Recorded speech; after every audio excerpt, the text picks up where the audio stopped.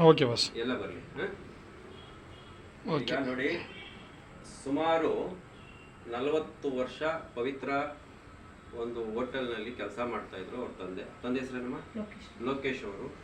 ಇವರು ನಮ್ಮ ಮಾಲೀಕರು, ಏನು ಪವಿತ್ರ ಹೋಟೆಲ್ನ ಮಾಲೀಕರಾದಂಥವ್ರು.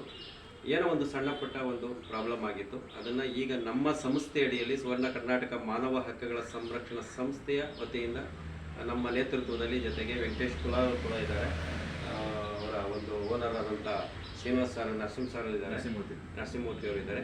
ಹಾಗಾಗಿ ಅವರಿಗೆ ನಾವೇನು ಅವರ ಒಂದು ಪ್ರೀತಿ ವಿಶ್ವಾಸದಿಂದ ಯಾವುದೇ ಥರದ ಪ್ರಾಬ್ಲಮ್ ಇಲ್ದಂಗೆ 1 ಲಕ್ಷದ ಚೆಕ್ಕನ್ನು ಕೊಟ್ಟಿದ್ದಾರೆ. ಜೊತೆಗೆ 50,000 ರೂಪಾಯಿ ಹಣವನ್ನು ಕೊಟ್ಟಿದ್ದಾರೆ.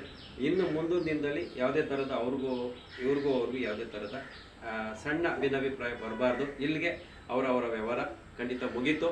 ಅವರು ಕೂಡ ಇವ್ರನ್ನ ಏನು ಕೇಳಬಾರ್ದು, ಇವರು ಕೂಡ ಅವ್ರ ಬಗ್ಗೆ ಏನು ಮಾತಾಡೋದು ಬೇಡ.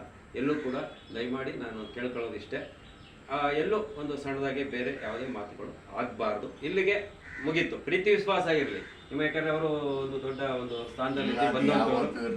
ಅದನ್ನ ಇಟ್ಕೊಂಡು ಹೋಗಿ, ಇದನ್ನೆಲ್ಲ ಬಿಟ್ಟು ಬಿಡಿ. ಏನೋ ಆಗ್ಬೇಕಿತ್ತು ಆಗಿದೆ. ಒಳ್ಳೇದಾಗ್ಲಿ ಎಲ್ಲರಿಗೂ ಅಂತ ಹೇಳ್ತಾ